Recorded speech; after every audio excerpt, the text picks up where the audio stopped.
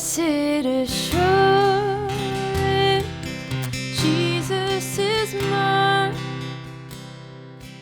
Oh, what a foretaste of glory divine, heir of salvation,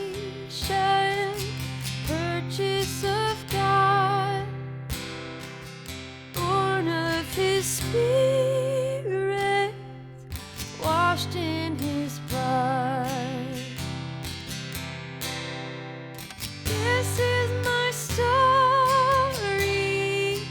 this is my song, praising my Savior all the day long. This is my story, this is my song, praising my Savior all the day long. Perfect submission. Amen. È sempre una gioia poter essere qui con i miei cari fratelli a Cesena e vedere quello che il Signore sta facendo qui in mezzo a noi e soprattutto in questo periodo estivo. Però se tu per crescere nella vita, per crescere soprattutto nella tua vita spirituale, devi prendere delle decisioni molto importanti. In effetti io credo che noi dobbiamo da un lato lasciare alcune cose e afferrare altre nuove. Ripeto, nella vita cristiana, se tu vuoi crescere, avere una vita forte nel Signore, nella tua relazione con Dio, noi dobbiamo mollare alcuni pensieri, alcuni comportamenti, alcuni atteggiamenti per afferrare cose nuove che ci portano a essere più muscolosi spiritualmente. Quanti di voi volete fortificare nel Signore? Amen?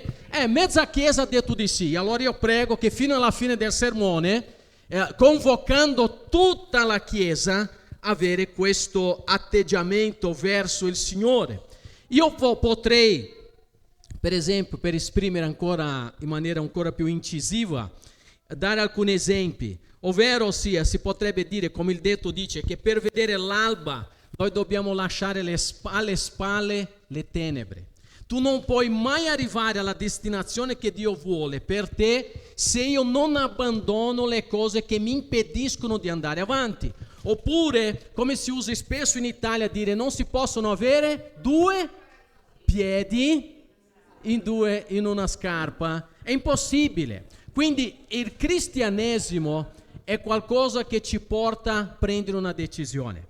E ogni volta che Gesù Cristo si è incontrato con le persone sono state trasformate perché Cristo ha portato a un cambiamento. Ma da cosa noi dobbiamo essere liberati? O cosa noi dobbiamo mollare per continuare a vivere con Cristo? In effetti, cari, noi siamo chiamati dal Signore a mettere un X, a dare un taglio a tutto quello che ha a che fare con il peccato nella vita del credente. E così noi possiamo correre verso il Signore. Noi viviamo in una terra dove c'è il mare, c'è divertimento, ci sono tante belle cose e queste sono cose che Dio ha donato a noi. Ma quando noi ci lasciamo trascinare dalle passioni mondane, allora ecco, diventa difficile poter continuare in questa crescita spirituale. La vera libertà cristiana consiste nel lasciare il peccato, abbandonare il peccato e afferrare il Signore. E io mi rivolgo soprattutto, adesso mi appoggio un attimo qui e guardo bene, soprattutto coloro che sono i più giovani. Coloro che sono i più giovani è quella fase della nostra vita, ci ho passato anch'io, quindi non sto puntando il dito a nessuno, dove è più difficile mollare le cose di questo mondo. Poi man mano cresciamo e ci mettiamo nelle condizioni del papà, della mamma, e magari tu costituisci famiglia o incominci a lavorare e tu dici, ma sai una cosa? Mio padre aveva ragione, oppure mia madre aveva ragione.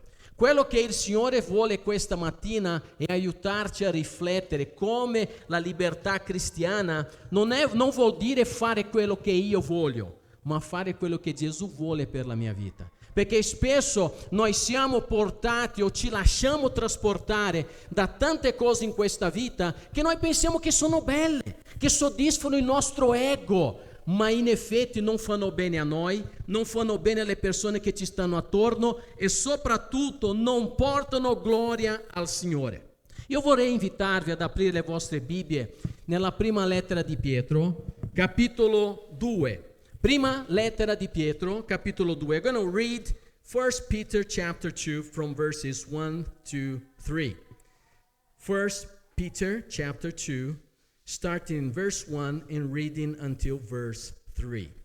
Io leggerò in italiano, ho detto in inglese perché noi abbiamo la gioia di avere alcuni fratelli che sono di altri posti, mi sembra, se non mi sbaglio, dalla Germania, giusto? Che il Signore vi benedica. Non mi azzardo nemmeno dire una parola in tedesco perché io dico solo Volkswagen, BMW, solo basta, non posso dire altro, va bene così. Allora cari, se prima Pietro capitolo 2 avete trovato, amen? Guardate bene quello che dice Paolo, sbarazzare di una cosa e afferrare un'altra. Lui dice, sbarazzandovi di ogni cattiveria, di ogni frode, delle ipocrisie, delle invidie, di ogni maldicenza e come bambini appena nati desiderate il puro latte spirituale. Perché? Perché con esso cresciate per la salvezza, se davvero avete gustato che il Signore è buono. Quindi ci sono cose che io mi devo sbarazzare per poter fare la volontà del Signore. E quindi come noi possiamo rinchiudere questo? Ovvero noi dobbiamo passare dalla schiavitù a una vita di maturità con Cristo. È chiaro? Ripeto, tu passi dalla schiavitù a una vita spirituale o alla maturità con Cristo. Per passare dalla schiavitù alla vita matura con il Signore, noi dobbiamo questa mattina imparare due cose, quindi non è difficile nemmeno di memorizzare. Due cose che io e te siamo chiamati a fare nella nostra vita per crescere spiritualmente. Tu ti senti forte spiritualmente? Rispondi per te. Senti convinto della tua fede? Sei più spirituale, sei più forte nel tuo cammino con Cristo rispetto all'anno scorso? Rispetto a 5 anni fa? Se magari già eri un credente, a 10 anni fa? O magari tu dici, no, io quando mi sono incontrato con Cristo ero molto più fervente. Oggi forse incomincio a avere 2 piedi in una scarpa. Capito? Quindi è una cosa che tu devi rispondere. Allora, per non rimanere in questa situazione e guardare Cristo negli occhi e dire, Signore, io ti amo al di sopra di ogni cosa, allora ci sono 2 cose che io devo fare. Quali sono le cose che devo fare? Numero 1, io devo abbandonare il peccato. Wow, non ho detto nulla di nuovo, però è una delle cose più importanti che quando noi non lo facciamo, il peccato incomincia ad attaccarsi nella nostra vita. Guardate bene quello che dice l'Apostolo Pietro, versetto 1. Sbarazzandovi di cosa? Di ogni cattiveria, di ogni frode. E lui dà una lista. Però la prima parola è sbarazzarsi. Ossia, quando io mi sbarazzo vuol dire cessare di fare quella cosa che è abituale nella mia vita. Paolo dice anche spesso lì in Efesini per esempio, chi rubava non rubi più, chi mentiva non deve mentire più e così via. Quindi se io peccavo in un determinato contesto o azione o pensiero o parole, qualsiasi cosa nella mia vita, quella cosa non la devo fare più perché io ora appartengo al Signore. Quindi prima ancora di vivere quella vita forte nel Signore, io devo togliere quello che non serve. Il dentista, prima di sistemare il dente, lui lo deve prendere il trapano. A voi piace il trapano, vero? Vedo che qui ci sono i fratelli che amano il trapanino. Cari, quando prendi il trapano e tu non puoi scappare perché magari ti ha allacciato anche con il nastro adesivo nella sedia del dentista, lui prima per curare, lui deve togliere quello che non serve. Nella vita cristiana noi dobbiamo lasciarci nelle mani di Dio perché il Signore ci dia la potenza del ravvedimento. Oggi si parla poco di ravvedimento, ma l'Apostolo Pietro sta dicendo che io mi devo sbarazzare, mi devo liberare, devo gettare, devo deporre, devo rigettare, ossia devo buttare via dalla mia vita ogni cosa. E quindi è un'importanza per noi oggi sbarazzarci da quello che non ci serve più. Allora io devo evitare comportamenti che danneggino, peccati nella mia vita quotidiana. È una lotta contro il peccato e noi sappiamo, cari, che la lotta incomincia nel momento in cui hai accettato Cristo fino al momento della tua morte, perché dopo che muori, allora il tuo spirito va dal Signore, amen? E noi aspettiamo il ritorno di Cristo per la risurrezione in Cristo Gesù. Ma in questo frangente, quando ti sei incontrato con Cristo, fino alla chiamata, alla morte, allora noi siamo nel combattimento. Noi non siamo immuni al peccato. Il nostro obiettivo è fare la volontà di Dio. Ma quando c'è una tentazione, io cedo alla tentazione, io pecco, ho sbagliato il mio obiettivo. Io devo raggiungere la lotta contro il peccato con la forza del Signore. E allora ogni giorno il credente deve togliere quello che non serve e mettere quello che serve nella sua vita. Nessuno qui va a immagazzinare spazzatura in casa, quando la busta è piena tu la butti via. La stessa cosa del nostro cuore. C'è un autore, e lui, Warren Risby, lui dice questa frase, guardate bene, ve la leggo brevemente. Una delle cose più ingannevoli riguardo al peccato è che promette la libertà ma porta soltanto in schiavitù.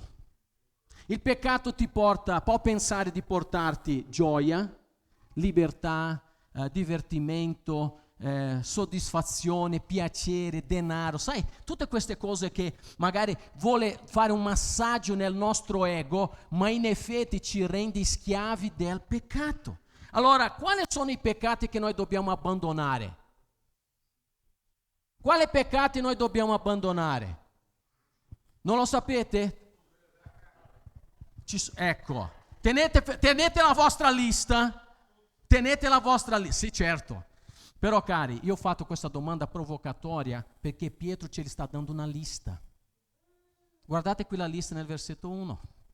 Quindi guardate bene questa lista di peccati che noi dobbiamo eliminare. Una lista, ossia di almeno 5 cose, atteggiamenti, peccati che Pietro sta esortando i credenti ad eliminare completamente dalla nostra vita. Io non mi sbarazzo del peccato se il peccato è ancora attaccato. Io mi devo liberare con la potenza di Dio. Qual è la prima cosa che mi devo sbarazzare? Lui dice cattiveria. Cattiveria, cari, è un sentimento di ostilità, di forte antipatia, o con quel desiderio di fare male al prossimo, di essere colui che provoca, ossia danno al prossimo, avere un sentimento odioso, prima cosa. Numero 2, la frode, che è ingannare il prossimo, trucchi, falsità. In Italia questo quasi non esiste. Vengono i fratelli tedeschi in Italia e c'è qualcuno che vuole magari ingannare un fratello o una famiglia tedesca o magari qualche famiglia giapponese che va a Venezia o va a Roma e dicono: senti, 2 caffè, un cappuccino, 150 euro, e già hanno fatto anche di più. Allora, questo è un qualcosa che nella vita di un credente, e non sono solo gli italiani, anche i brasiliani, tutti quanti nel mondo, non vi preoccupate, però la frode è un qualcosa che non deve appartenere al cuore di un cristiano, ingannare il prossimo, illudere le persone. Numero 3, che cosa c'è? Guardate nella lista di Pietro, ipocrisia, sta dicendo lui, quindi sbarazzandovi di cattiveria, frode, dell'ipocrisia, ossia l'impressione di avere determinati scopi e motivazioni quando in effetti è diverso, ossia una seconda intenzione. Io sono un ipocrita, significa fingere qualcosa, non sono autentico, non sono sincero, ma sono un fake. Davanti a te sono tuo fratello, alle spalle magari parlo male di te, questo è essere un ipocrita. O addirittura, sta dicendo anche Pietro qui nella sua lista, la prossima è invidia. Vedete come siete bravi quando noi osserviamo bene i versetti, ci sono tutte le risposte lì nella Sacra Scrittura. La invidia è quando io sono triste perché uno ha prosperato. Tu hai vinto qualcosa, hai lottato, Dio ti ha benedetto, ti ha dato una risposta, cosa che magari io non ho avuto per motivi che io non lo so, perché Dio è il Signore, e io ho invidia di te. Questo va bene per un cristiano? No. Poi c'è un altro, vedete com'è una cosa attaccata all'altra? Questo ha a che fare con il parlare. Maldicenza. contro una persona, un fratello, una sorella, chiunque sia, ossia calunniare, diffamare la persona non è presente, però io la faccio una testa grande, un orecchio rosso, perché sto parlando di quella persona, quindi questa maldicenza. Quindi vedete che c'è la cattiveria, la frode, ipocrisia, invidia, maldicenza, e nessuna di queste cose deve trovare posto nel nostro cuore. Per questo l'Apostolo Pietro sta dicendo, prima di ogni cosa io devo abbandonare il peccato, passare, dare un taglio netto, tagliare la testa al toro, perché noi siamo chiamati a vivere con il Signore. E vedete che questo, cari, il verbo qui, il senso è qualcosa che deve essere fatto da quando mi sono convertito con Cristo e sempre. Non è che tu ti sbarazzi una volta e è finito. Non è che magari quando si va a imbiancare un palazzo e dice mai più lo devo imbiancare questo palazzo. È così a casa tua? Non credo proprio. Perché passati alcuni anni, anche se hanno fatto il cappotto, se hanno fatto tanti lavori, poi con il passare del tempo deve rifare. Noi non siamo salvati per opere nostre, la potenza di Dio, ma la santificazione è un processo continuo della nostra vita e noi ci dobbiamo sbarazzare. Pastore Giuseppe ha letto Ebrei capitolo 12, che noi ci dobbiamo sbarazzare da quello che facilmente si avvolge nel nostro cuore, che è il peccato. Allora, se tu vuoi vivere con il Signore, incomincia a togliere quello che non serve nella tua vita, nel nome del nostro Signore Gesù. Perché questa è la volontà del Signore. Quindi piuttosto noi dobbiamo vivere da nati di nuovo.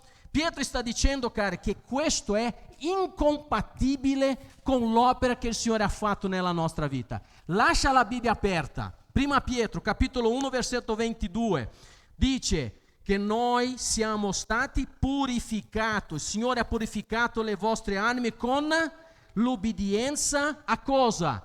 Alla verità, per giungere un sincero amor fraterno, amatevi intensamente a vicenda di vero cuore. Quindi questo è il comportamento del cristiano. Guarda versetto 23, perché siete stati rigenerati non da un seme corruttibile, ma incorruttibile, cioè mediante la parola vivente e permanente di Dio. Quindi Dio non ci ha fatto migliorare per mezzo di Gesù. Il Signore Dio ci ha fatto trasformare, ossia siamo stati trasformati dentro e fuori, perché la potenza del Signore agisce nella nostra vita. Allora tu questa mattina dici, Signore, se tu mi hai trasformato e mi hai lavato con il sangue di Cristo, io non voglio che questo comportamento, che questo pensiero, che questa parola possano dominare la mia vita. E qua, ossia, ci sono tante cose che io e te dobbiamo pensare.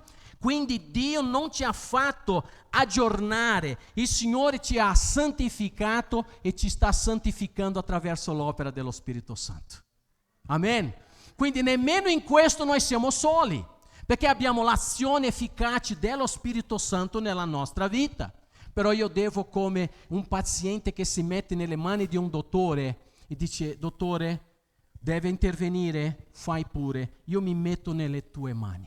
Io metto la firma, io sono davanti a te, Signore, perché tu possa entrare dentro di me e con l'azione efficace del Signore e della potenza del sangue di Cristo che è stato versato per me una volta e per sempre, tu mi liberi da tutto quello che non serve. Quindi è una vita consacrata al Signore. Prima Pietro 1,17, comportatevi con timore durante il tempo del vostro soggiorno terreno.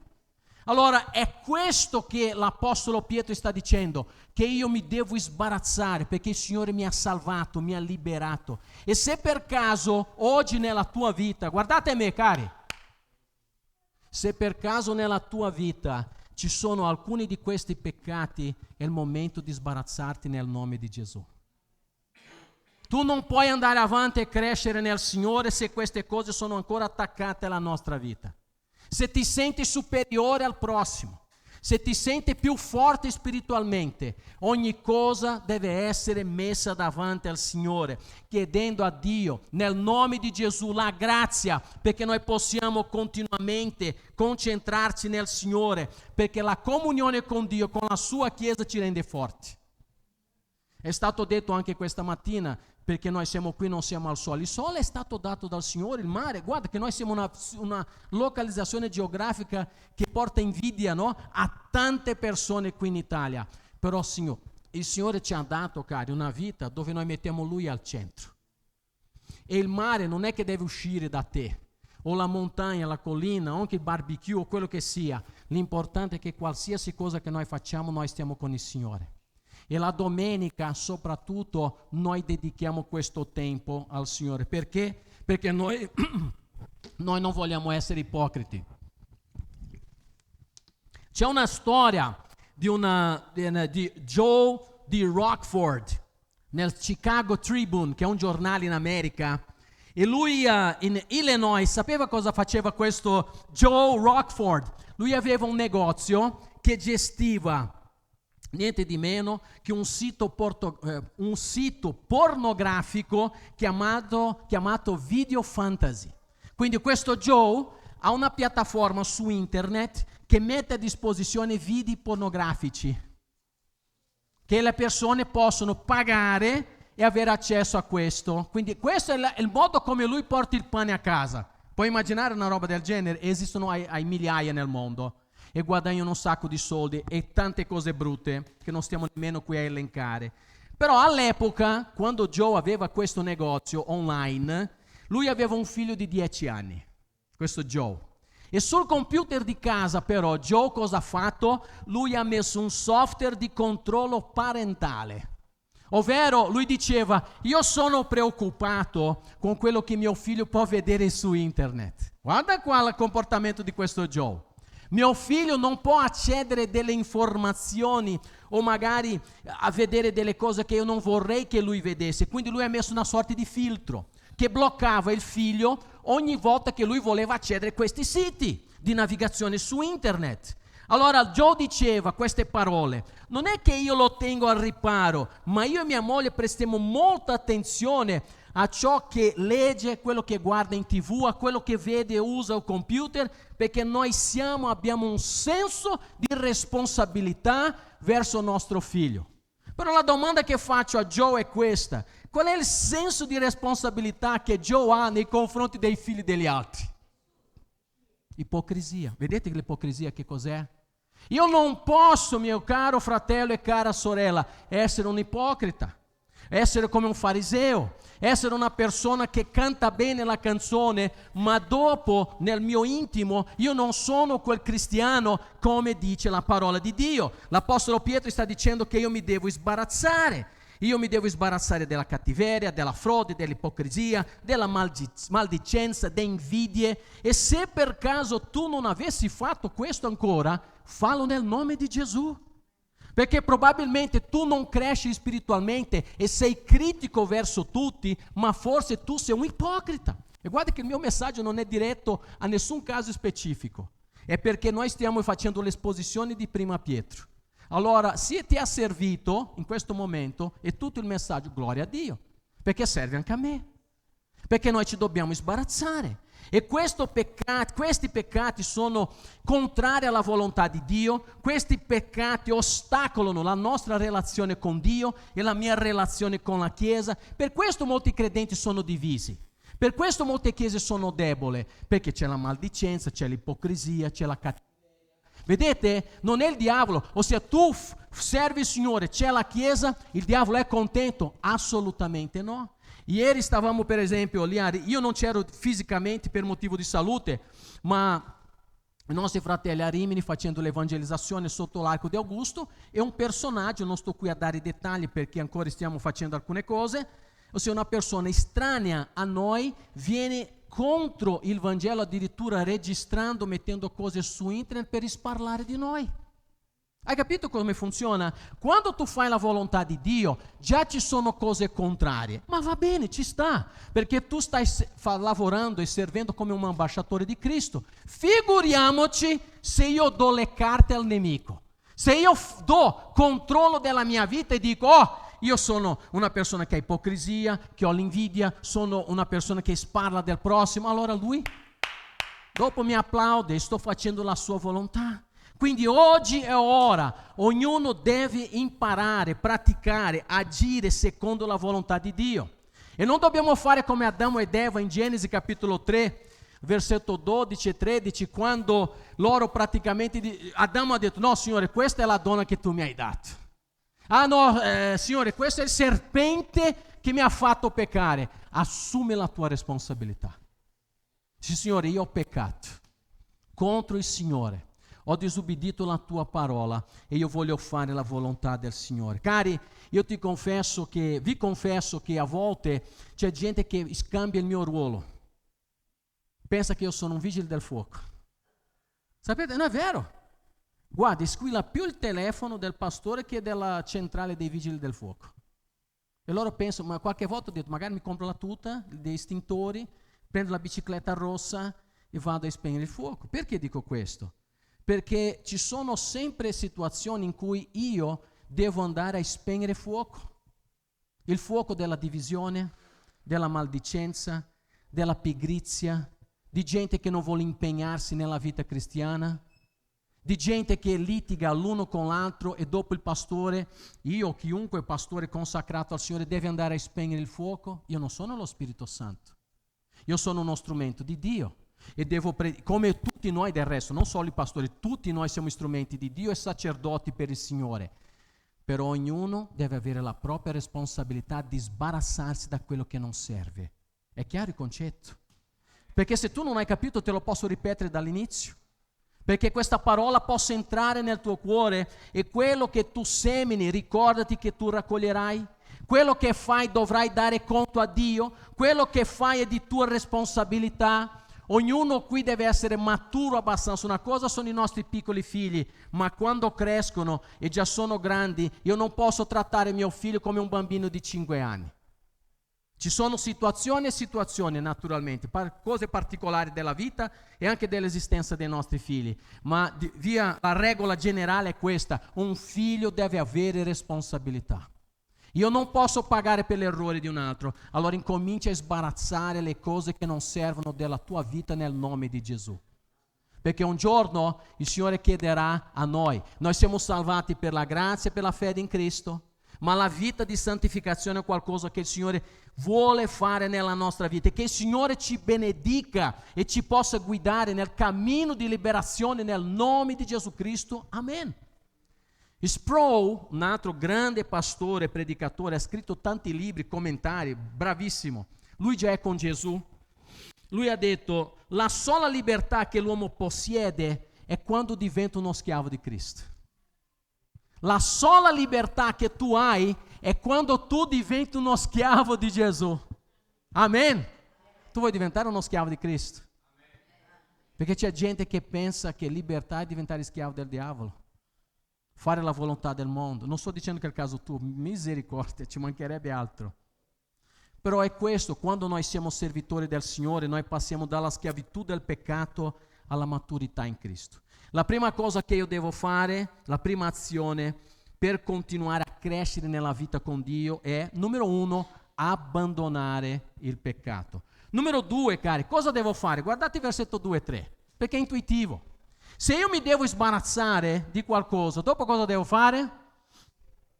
Se ho fatto pulizia, dopo cosa devo fare? Se ho spostato immobile, ho spazzato, ho pulito, hai dato il moccio, hai pulito tutto, cosa deve fare dopo? Deve sistemare, mettere le cose al suo posto. E quindi qua l'Apostolo Pietro, vedete che lui usa un'altra metafora, analogia, e quindi io ho messo qui come desiderare la parola. Io abbandono il peccato e desidero la parola. Perché faccio questo? Perché ho visto che ci sono tanti bei bambini questa mattina, tanti ragazzi. E un bambino che è una benedizione di Dio, una bambina, un figlio, una figlia che è un dono del Signore. Cosa dice l'Apostolo Pietro? Come bambini appena nati. Quindi ancora non parlano, ancora non camminano da soli, ok? Sono piccoli, dipendono. Pietro sta usando questa analogia per dire: desiderate il puro latte spirituale perché con esso cresciate per la salvezza, se davvero avete gustato che il Signore è buono. Qua è interessante che nella frase, nel versetto 2, capitolo 2 di questo prima lettera di Pietro, questo desiderare è un imperativo, ossia un qualcosa che è un obbligo che il Signore mette davanti a te. Io devo desiderare. Come devo desiderare? Allora lui usa l'esempio del bambino. Qualcuno ha mai insegnato un bambino a volere il latte? No, non credo. C'è un corso per insegnare il figlio, c'è corso di inglese, c'è corso di football, ginnastica artistica, nuoto, ci sono tanti corsi quando i bambini crescono, calcio, però non ho mai visto un corso per insegnare un bambino a desiderare il latte, perché è una cosa di istintivo, è una necessità, è come respirare. Io respiro, noi respiriamo. Allora la crescita spirituale implica che io abbandono il peccato, e vuol dire anche che mi devo nutrire dal Signore. Allora il discorso è che se io sto seguendo questi consigli che sono nella Bibbia, stai seguendo? Stiamo seguendo questi consigli? Fai una valutazione, non deve rispondere per me o alzare la mano e dire Fabiano io sì, pensa per te. Fai una valutazione spirituale, perché alcuni cristiani, sta dicendo John Stott, lui ha detto questa frase, alcuni cristiani seminano nella carne ogni giorno, peccato, peccato, peccato, peccato, e si domandano perché non raccolgono la santità. E poi dice ancora lui, la santità è un raccolto, se lo raccogliamo o meno dipende interamente, quasi interamente da cosa noi abbiamo seminato. Se tu semini la volontà di Dio, raccogli una vita forte e solida nel Signore. Se tu semini una vita dove c'è più peccato che la parola del Signore, allora tu vedrai che non cresci spiritualmente, non riesci a capire la volontà di Dio, e allora incominci a usare addirittura la Bibbia come molta gente usa, come se fosse un modo per dire fammi vedere che cosa esce oggi, e prendi un versetto. Non sto dicendo che il Signore non potrebbe anche fare una cosa del genere, ma cari, Dio parla in maniera sistematica nella sua parola.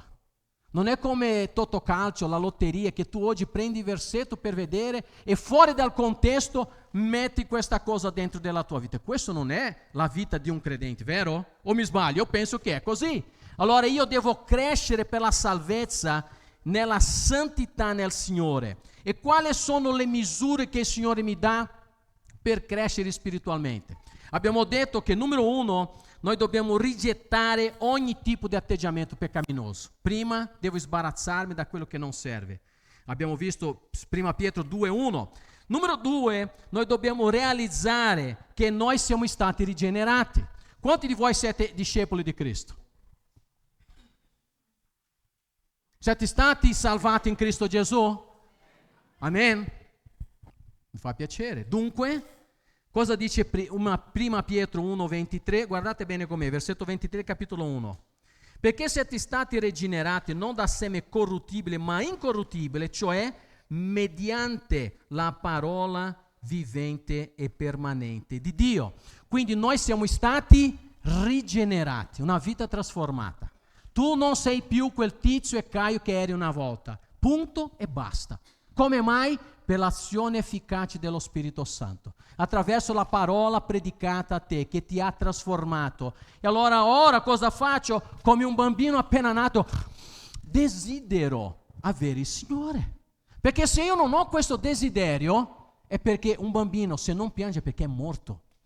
Un medico quando fa il parto, sia per una mamma che conduce, se il bambino non piange, a volte dà, vero Anne, delle pacche anche alle spalle per vedere se il bambino incomincia a piangere, perché se non piange non respira, e che non respira morto.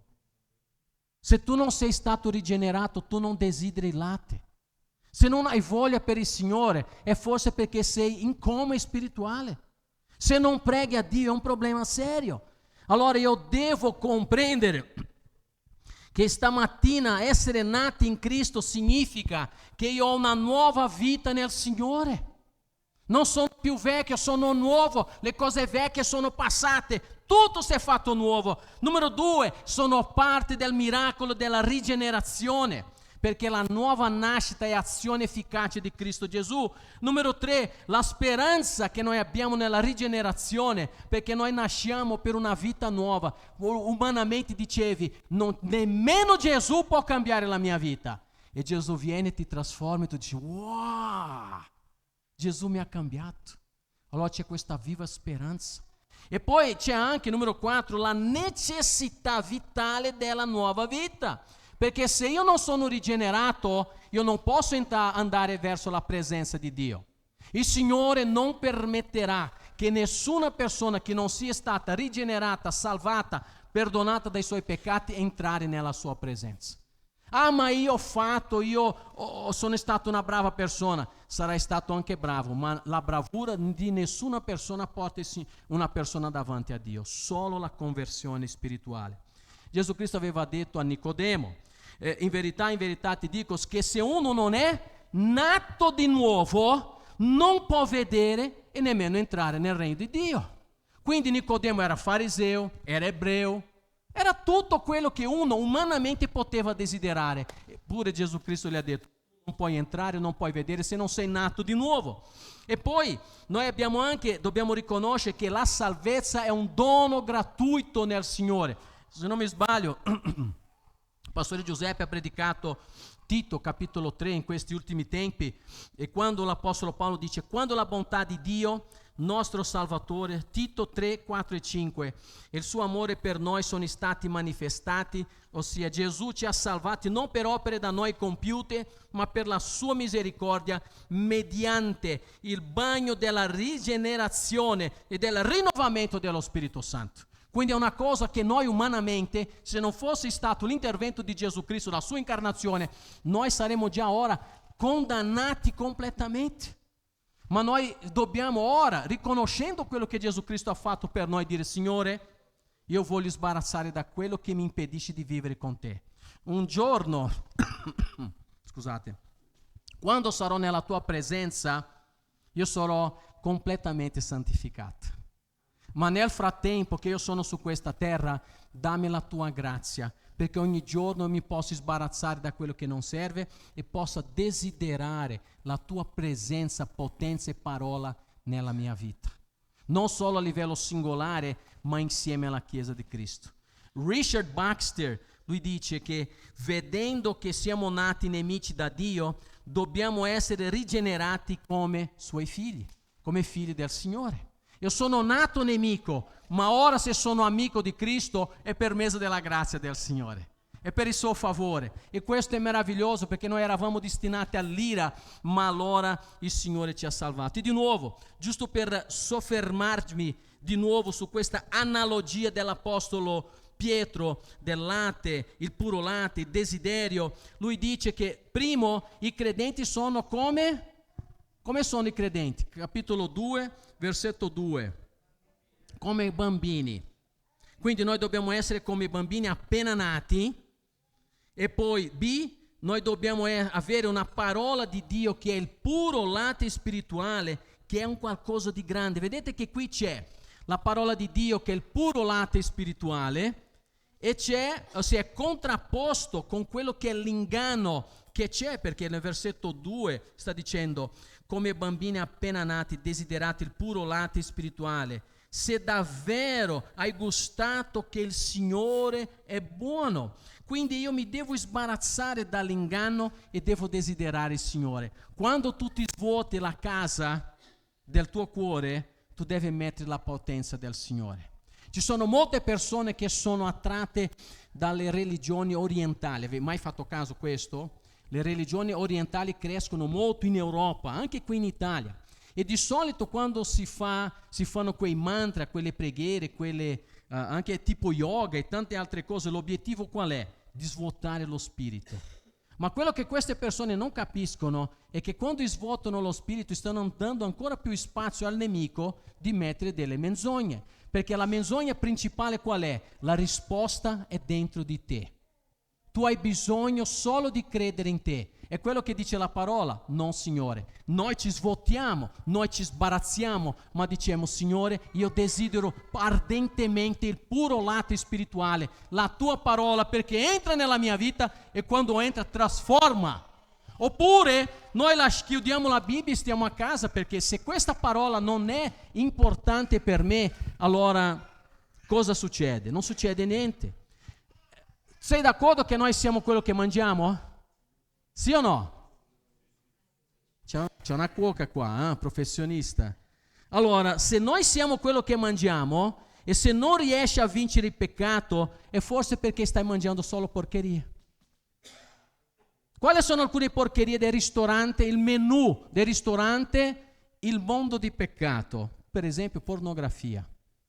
È una delle prime cose nel menù. Oggi con un cellulare, computer, uno può accedere a tante cose brutte, ma cose che noi non vogliamo nemmeno immaginare. Programmi televisivi immorali, addirittura, cari, pubblicità, tutto quello che vuole entrare nella nostra vita. Netflix, diciamo un nome specifico. Cari, non c'è un film che non c'è pornografia, o ci sono due persone dello stesso sesso che fanno qualcosa insieme. O mi sbaglio? Io mi sono tolto. Perché ho detto, ma è mai possibile che noi dobbiamo... Oppure c'è un programma che parla di appartamento, un appartamento che io voglio vendere, un appartamento, e cosa fanno? Non c'è una puntata, o quasi sempre, che ci sono due persone dello stesso sesso che stanno comprando casa insieme. Oh, ma basta! Fai a casa tua, a casa mia no. Io mi devo sbarazzare, sta dicendo l'Apostolo Pietro. Cara, è urgente. I nostri figli sono dottrinati a scuola, in mezzo alla strada, dagli amici, tra virgolette, dalle cattive compagnie. Allora io devo fare una scelta. E tutta questa lista bruttissima. Un'altra cosa nel menù è il pettegolezzo, i gossip. Questo non hanno inventato internet, hanno inventato quelle nonnine che si mettono vicino al balcone, no? A guardare, a osservare. Ma hai visto quello, hai visto quella? E tu. Mi sa che Elon Musk è andato da loro per capire come fare internet, no? Starlink e tutto quanto. Cari, questo nemmeno può far parte della nostra vita. Ognuno deve dare conto al Signore della sua propria azione. Oppure ci sono molti credenti che cascano in quello che è materiale di autoaiuto biblico. Vedono un link su internet, vedono un predicatore, e se quel predicatore dice una cosa, ma quello è bravo. Ma se il pastore Fabiano, il pastore Giuseppe Aimone dicono qualcosa che tira l'orecchio, no, non mi è piaciuto quello che ha detto Fabiano. Ma quello che dice, quello lì su internet, che sta a fare un massaggio nel tuo ego, che bello. Ossia, questo sì che è una cosa bella. Cari, questo non va bene. Libri che promuovono l'ego personale, gente che non predica contro il peccato, pastori che non chiamano le persone a un ravvedimento, e i credenti, come sono bravi. Tante chiese che si fanno guidare anche da pastore femmina, con tutto il rispetto alle sorelle. Non è una questione di più importante o meno importante, ma così dice nella parola del Signore. Cosa devo fare io? Cosa devi fare te? Allora noi dobbiamo avere un posizionamento. La Chiesa non può essere un luogo dove io predico quello che tu vuoi ascoltare, ma quello che tutta la parola viene dispensata in una maniera che ci edifica e che ci trasforma nel nome di Gesù. Le nuove generazioni, gente credente che vanno da una chiesa all'altra, invece di evangelizzare prendono i credenti. Anche questo è un comportamento sbagliato. Oppure l'eccesso di internet che tu dai ai tuoi figli. I figli, ossia, magari bancava solo, scusatemi l'esempio, confonde la carta igienica con il cellulare e puoi immaginare quello che potrebbe succedere. Perché non c'è un momento in cui il cellulare non è presente.